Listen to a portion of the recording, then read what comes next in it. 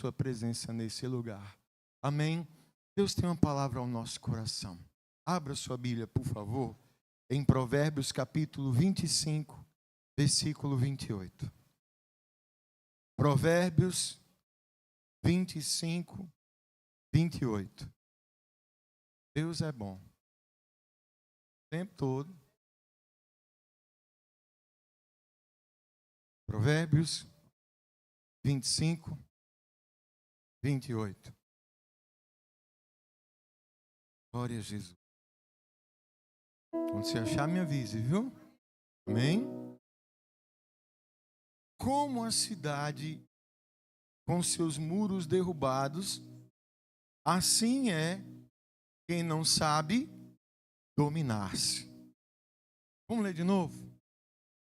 Como a cidade com seus muros derrubados, assim é quem não sabe dominar-se. Feche teus olhos. Senhor, já te agradecemos pela tua presença nesse lugar. E agora, vamos meditar na tua palavra. Fale conosco, Senhor. Vem nos tratar. Eu creio que cada pessoa que está aqui veio porque entende que só o Senhor tem a palavra da vida eterna. Veio porque está aqui para adorar somente o Senhor Jesus. E nessa busca e nesse entendimento, eu tenho certeza que o Senhor já está nos abençoando. Peço pela minha vida. Me ajude, Senhor, mais uma vez, a trazer a Tua palavra que está me abençoando desde ontem. Já foi ministrada aqui pela manhã, agora há pouco na Atalaia, e aqui estou mais uma vez para transmitir essa mensagem. Que o Senhor nos abençoe, que o Senhor nos trate, que cada um de nós saia daqui fortalecido e renovado, em nome de Jesus. Que as barreiras espirituais das trevas, em nome de Jesus, já caiam por terra, porque nada nem ninguém pode impedir o agir do Senhor. Todo espírito contrário, em nome de Jesus, seja anulado agora. E o Espírito Santo trate e abençoe as nossas vidas. Em nome de Jesus. Amém. Podem sentar-se, amados.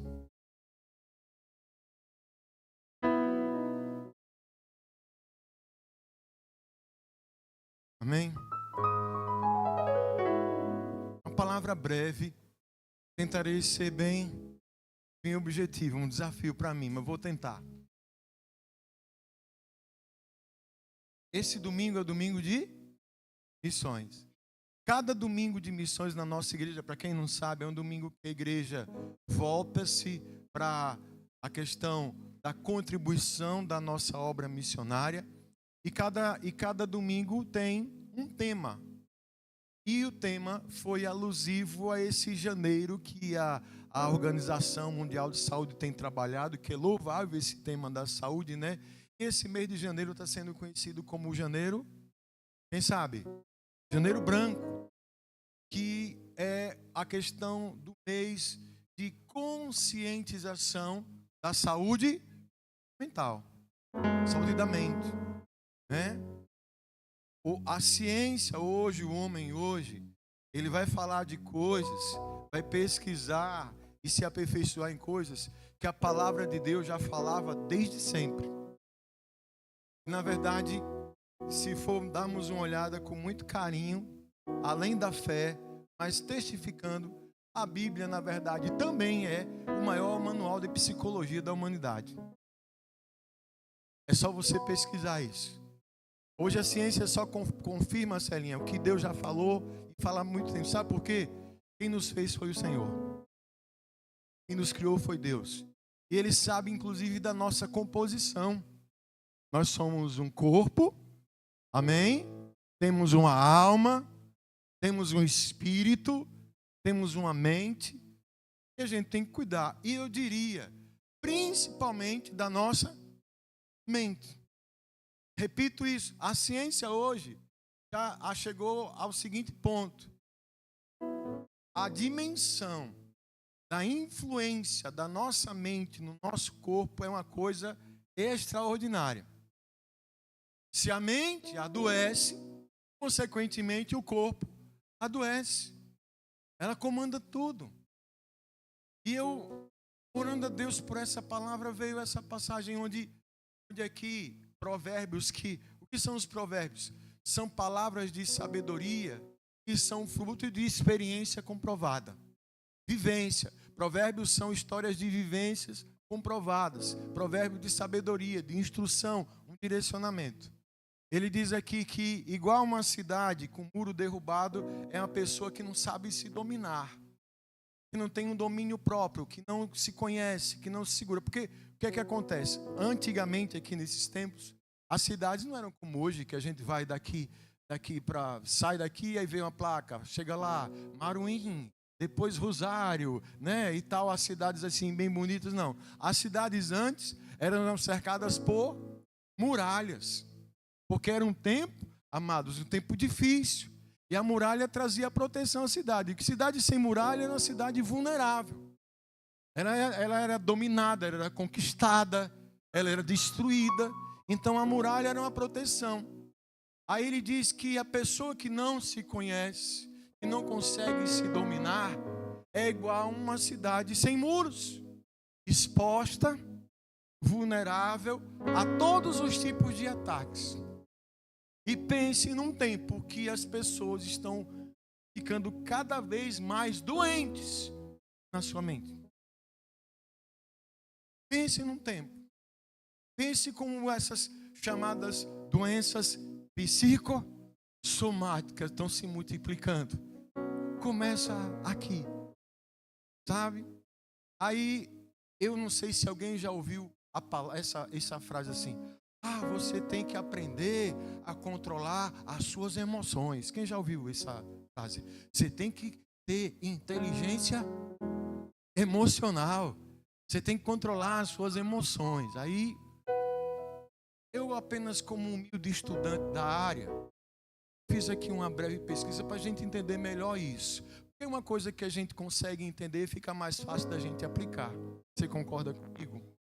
Mas a gente entende uma coisa melhor da gente colocar em prática na nossa vida. E Deus quer que a gente saia daqui hoje abençoado. Amém? Pronto. O que é uma emoção? A missionária Fabi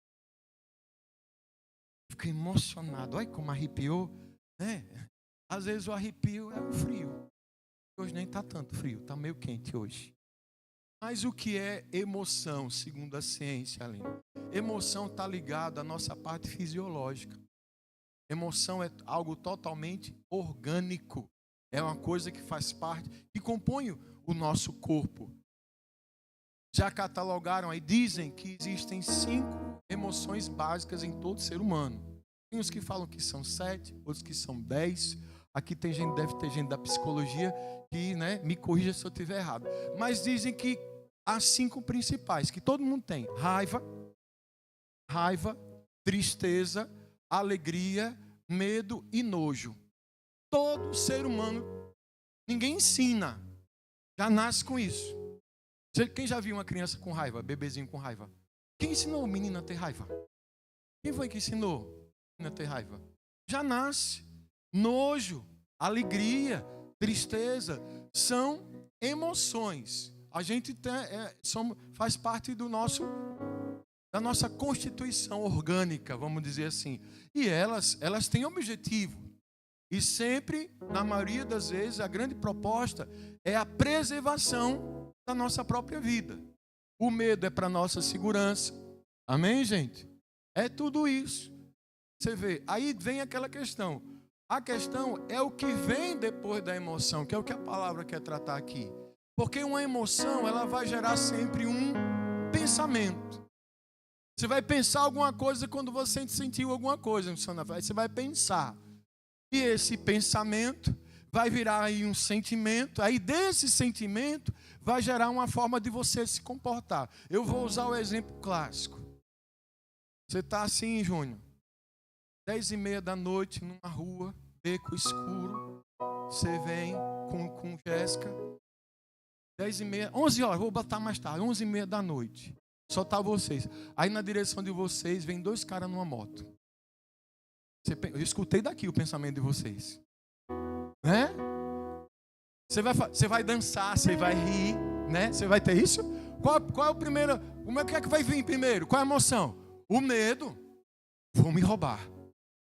Nessa hora, numa velocidade extraordinária, dá um choque no nosso cérebro. Aí vem o medo, aí vem 2 situações básicas que na hora vai ter como um reflexo.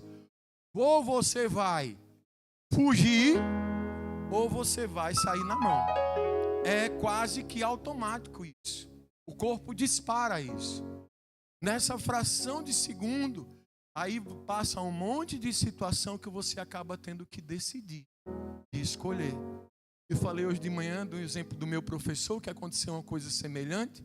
Ele tinha ido fazer com a esposa dele exame de ultrassom. Aí constatou que era um menino, ele saiu de lá todo feliz e tal. Aí ele foi da clínica, deixou ela lá, esqueci um documento de casa, ele foi buscar. Quando ele estava no ponto de ônibus, disse que veio um cara todo arrumado. E ele disse que o cara era cheiroso ali. Se lembra até do perfume do cara. E o cara se aproximou dele e disse assim: é um assalto. E ainda chama de vagabundo. É um assalto, vagabundo. Passe o celular. Nessa hora, o choque, a emoção, aquele medo, e na cabeça dele foi o que aconteceu. Meu Deus, eu não quero morrer agora, eu vou ser pai. Eu vi meu menino, e agora? Numa fração de segundo, ele disse: irmãos, ninguém faça isso. Mas a reação dele foi de dar uma mãozada na cara do cara. Ele rodou a mão no cara, na força da emoção. O cara saiu rodando e foi embora. Isso foi uma reação a uma emoção. E depois ele foi pensar: rapaz, que doidice eu fiz na minha vida. Escute isso para a gente caminhar aqui. Emoção, na verdade, a gente não consegue controlar. A cada tempo, cada momento, nós somos expostos a situações que vão gerar em nós emoções. Agora, uma coisa que Deus deu a todos nós, daí por diante, é o que fazer. É de procurar o domínio desses nossos pensamentos, que consequentemente vão nos ajudar a dominar os nossos sentimentos e as nossas atitudes. Esse é o desafio. O grande problema é que se minha cabeça tiver adoecida, é da onde vem hoje. Olha, estima-se, eu esqueci de pegar a fonte direitinho, mas acredito que alguém já tenha visto esse dado. Especialistas já fizeram estudos que, se a gente continuar no ritmo que está, em 2030, quase 50% da população mundial vai estar com depressão. O jeito que a gente está indo, o ritmo vai ser esse. Porque estamos sendo bombardeados com muitas informações, com muitos impulsos. Há uma confusão, há uma pressão. Gente, está falando com a minha professora. Professora, é impressão minha? Ou parece que no nosso tempo estão nascendo cada vez mais crianças sendo diagnosticadas com transtorno do espectro autista, por exemplo? Parece que está nascendo mais crianças assim. O que tem de gente sendo diagnosticada, Célia, com hiperatividade, isso não é uma coisa normal. O que será que está acontecendo? O tempo ele tem passado e o homem está com cada vez mais dificuldade de alcançar esse domínio. A nossa mente está igual a essa cidade, sem muralhas, sem proteção, e está sendo ali, atacada por todos os lados. Quem está entendendo isso? Isso gerando adoecimento da mente. E se a mente está doente, o corpo vai ficar doente. Eu citei aqui esse exemplo, não sei se acontece com alguém aqui, mas eu conheço pessoas que, quando fica muito contrariada, aparece mancha roxa na pele. Você já viu isso? O que é isso? Você se contrariou, você teve uma raiva e começou a aparecer mancha no corpo, outros estão coceira. É o corpo pedindo socorro. Porque a mente está ali com um pensamento disfuncional. Está sendo atacada, muitos estímulos. Eu já falei aqui da minha preocupação com as criancinhas. Antigamente, uma criança estava muito virada lá, o pai dava uma bola, um brinquedo, mandava o menino correr. Não, hoje para o menino se aquietar, toma um celular para uma criança. Dá um celular, ali, ó, impulso. Tem criança hoje que não sabe o que é brincar de manja. É isso, manja. Pimbarra, não sabe o que é pimbarra. Não sabe o que é brincar de queimado. Não sabe o que é. Mas pergunte o que é Minecraft. Que jogo feio. Pergunte o que é Minecraft. Entre outros, é que eu estou sendo desatualizado. Tem mais jogo aí, mais atual. Como é aquele tal do Free? Olha, vocês sabem, né? Do Free Fire, né? Como é que tá? Aí a pessoa começa a ficar ansiosa. Presta atenção. Ansiosa, angustiada, falta de ar, cansaço, perda de sono. Gente que até dorme, mas acorda mais cansado. O que é isso? A mente. Ainda bem que é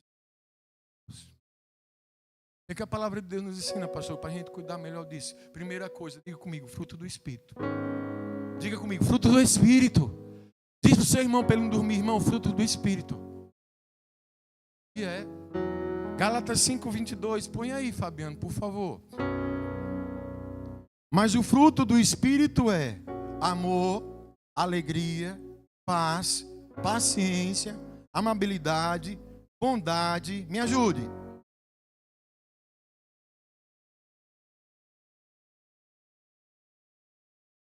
Mansidão e domínio próprio. Contra isso não tem lei.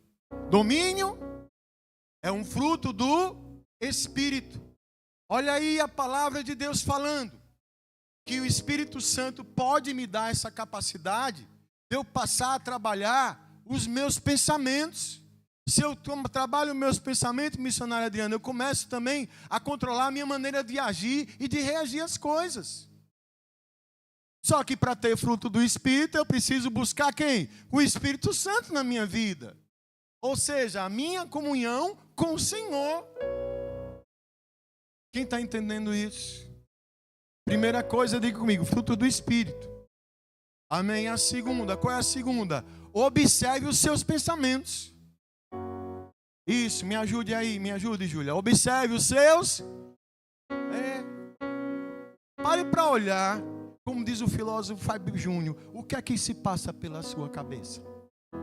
O que é que está se passando na tua cabeça? O que é que está povoando aí a sua mente? Quando a gente começa a olhar, vai começar a perceber algumas coisas. Olha o que diz Mateus 6, 22 e 23. Os olhos são a candeia do... Se os seus olhos forem bons, todo o seu corpo será cheio de luz. Mas se os seus olhos forem maus, todo o seu corpo será cheio de trevas. Portanto, se a luz que está dentro de vocês são trevas, que tremendas trevas serão. Quando Jesus está falando dos olhos, está falando desses olhos, mas a maneira que a gente observa, pensa e avalia as coisas. Se eu tenho pensamentos de luz, pensamentos positivos, obviamente meu corpo vai estar bem. Mas se os meus pensamentos são de trevas, se a minha forma de encarar a vida e situações são negativas, eu vou adoecer. Eu vou adoecer. Um pensamento, escute só, um pensamento, irmãos, é só um pensamento. Mas dependendo do pensamento, ele pode atingir minha vida. Um pensamento não significa uma realidade. Mas como eu vejo esse pensamento, ele pode me atingir.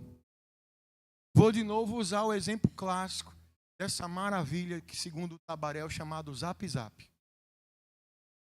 Pegar aqui as amigas aqui. Irmã Aline, irmão. A irmã Aline manda uma mensagem para a irmã Wilma no WhatsApp. Irmão Wilma, estou precisando falar com você. E manda. Aí você fica lá. O Wilma não viu, não ficou azul. Aí ficou azul. Só que não veio resposta, ela não falou nada. Aí o pensamento, está com raiva de mim. Ficou com raiva de mim, tenho certeza. Tá? Não quer saber de mim e ficou com raiva. Aí não, sabe, aconteceu alguma coisa. Ela nunca deixa de me responder. Aconteceu alguma coisa. Será que roubaram o celular? Será que ela está doente? Gente, o que é isso? Pensamento. O que aconteceu foi que o irmão viu na hora e estava ocupada para responder, estava com a panela no fogo, cuidou lá e esqueceu. Só foi lembrar de noite, só que de noite a Aline já estava quase que infartada. Quem está entendendo do que eu estou falando? Você consegue entender? Muitas vezes, onde é que está o problema? Diga para o seu irmão, na tua cabeça. Está na sua cabeça. Está nesse pensamento. Ou é luz, ou é treva. Se o seu olho for bom, vai ter luz. Mas se o olho for mau, se eu sempre levar para esse lado, rapaz, o pastor passou por mim, nem falou comigo. Irmão, às vezes eu nem vi. Principalmente quando eu venho da Atalaia, irmãos, eu já suei uns 14 litros já. Eu cheguei aqui agoniado, correndo, que Gabriel estava no louvor. Avisa lá para a missionária que a gente está atrasado, que a gente bateu os parabéns do missionário Wellington lá. E eu passei e não falei. Tu está com raiva de mim? Tenho certeza, eu vou sair dessa igreja. Eu nem vi você. Onde é que está o problema? Então, eu preciso observar. Antes de eu tomar qualquer conclusão na minha vida, deixa eu pensar um pouquinho. Voltando à mensagem de Aline para a irmã Wilma. Ela deve estar sem tempo. Eu sei que quando ela puder, ela vai me responder.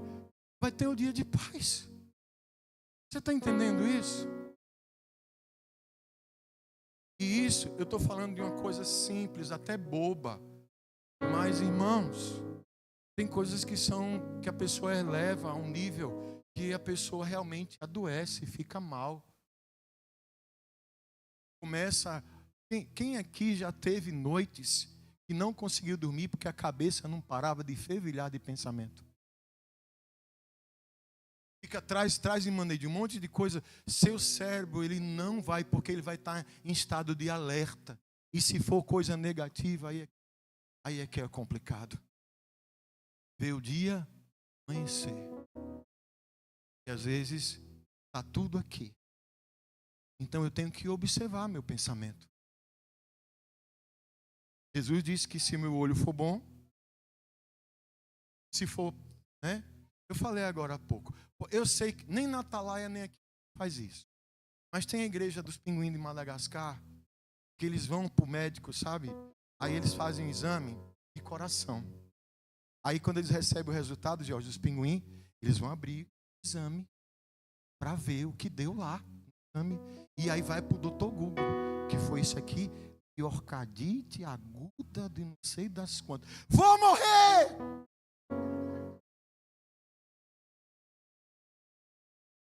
Eu sei qual foi a faculdade de medicina que ele fez, para abrir e para estar olhando o exame. Disse para o seu irmão, muitas vezes o problema está na tua cabeça. Presta atenção nos seus pensamentos. Diga assim, tenha o olho bom, irmão. Tenha olho bom, irmão.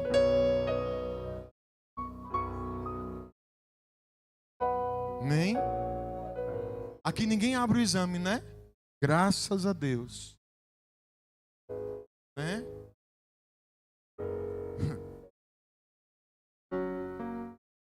Pessoal, aqui estou suspeitando que tem gente que abre os exames aqui, missionário Fabiano. Você não abre não, né, missionária? Abriu da mãe. Aí não pode mentir, né, Fabiano? Você está entendendo? Aí a cabeça, ó, começa a ser. É igual você ligar a televisão no jornal. Você já viu o que acontece quando você liga o jornal? Se brincar, sai sangue da televisão. E aí como é que você vai conduzir seu dia? Como é que vão estar os seus pensamentos? Amém? Diga comigo, fruto do Espírito, observar os pensamentos e orar. Pergunta ao irmão, você já orou hoje, irmão? E assim, não minta não, viu? Diga assim, se você já orou, você tem que orar mais. Tem que orar mais. Apóstolo Paulo, preso, julgado e condenado à morte. Ele estava preso em Roma, aguardando a sua execução. E o pessoal de Roma, por malvadeza, não disse, Celso, que dia ia ser. Podia ser hoje, podia ser amanhã, podia ser daqui a 3 dias. Ninguém dizia. Toda vez eu fico imaginando, toda vez que alguém ia levar a comida lá, ele pensava, é hoje que eu vou morrer. Imagine você ter a sua vida numa condição como essa. Como será que você estaria? Aí nessa condição, Paulo escreveu assim para a igreja e para nós em Filipenses 4, 6 e 7. Não andem ansiosos por coisa alguma, mas em tudo, pelo que, irmãos? Pela o que? Oração e súplicas, e com a ação de graças, apresentem seus pedidos a Deus. E o que é que vai acontecer? A paz de Deus, que excede todo entendimento, guardará os seus corações e as suas mentes em Cristo Jesus. É um dos muitos benefícios da oração. Ela protege meu pensamento. Ela guarda meu coração. Ela guarda meus sentimentos. Ela me dá paz. Ela aquieta a minha alma. Como diz o louvor, e faz o meu coração ouvir a voz do Senhor, dizendo, vai ficar tudo bem, está tudo certo. Mas para isso eu tenho que falar com Deus. Dr. Sigmund Freud, ele foi falar algo que comprovou cientificamente o que Paulo já falava, a cura pela fala. Quando a gente coloca as coisas para fora, irmão, a gente tira um peso do nosso coração. Quem já teve essa experiência? Agora, se a gente acumula coisas ruins dentro do coração, a gente vai ficar mal. A oração, eu abro o meu coração para Deus. Na oração, eu abro minha alma para o Senhor. Na oração, quando eu falo com Deus, a paz dele vem e enche a minha vida. Quem já viveu essa experiência? E a gente vive sempre que a gente ora. É por isso que a gente tem que orar. E por último, e não menos importante, a gente falou de frutos do Espírito, a gente falou de observar os nossos pensamentos, a gente falou de orar. E por último, é buscar a Cristo, aprender com Ele, age diante das coisas. Dá uma olhada para Jesus.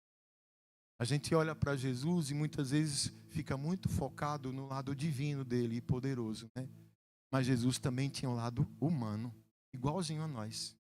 Jesus teve medo, Jesus ficou com fome, Jesus apanhou, Jesus sofreu. Como ele passou? Olha o exemplo de Jesus. Jesus chegou num estado de nervos tão severo que ele suou, quem sabe? Suou sangue. O corpo dele estava ali sentindo todo o impacto de pensamentos, de sentimentos que, sabe, chegavam na alma. Mas tudo isso ele venceu. Jesus orava, irmãos? Jesus orava? Só orava. Jesus buscava o Pai? Só buscava o Pai. E ele, conhecendo todo esse lado doloroso da humanidade, olha o que ele escreve para nós em Mateus 11, 28. Venham a mim todos os que estão cansados e sobrecarregados, e eu lhes darei descanso. Tomem sobre vocês o meu jugo e aprendam de mim, pois sou manso e humilde de coração. E vocês encontrarão descanso para as suas almas, pois o meu jugo é suave e o meu fardo é leve. Amém? Para isso eu tenho que ir a Jesus. Para isso eu tenho que aprender com Jesus. Para eu ir a Jesus e aprender com Jesus, realmente acompanhá-lo. E entender que Ele visualiza e nos alerta que nós não fomos feitos para andar sobrecarregado. Eu estava falando agora há pouco, nenhuma máquina, cada aparelho tem um limite de capacidade. Né, Celso? Um aparelho tem um limite de amperagem. Se passar disso, não vai queimar. Se é um caminhão, ele tem uma carga máxima para suportar. Tudo que ultrapassa um limite estabelecido vai trazer prejuízo. É por isso que tem muita gente ficando doente e sem domínio próprio. Os pensamentos estão todos ali misturados, sabe? A gente está perdendo, sabe, o controle da nossa vida. Mas o Senhor está aqui. A palavra dele é a direção para nós. E eu peço, espero muito, em nome de que você esteja entendendo essa palavra. Que a gente possa construir muralhas de proteção na nossa mente. Blindar com o Espírito Santo, com a palavra de Deus.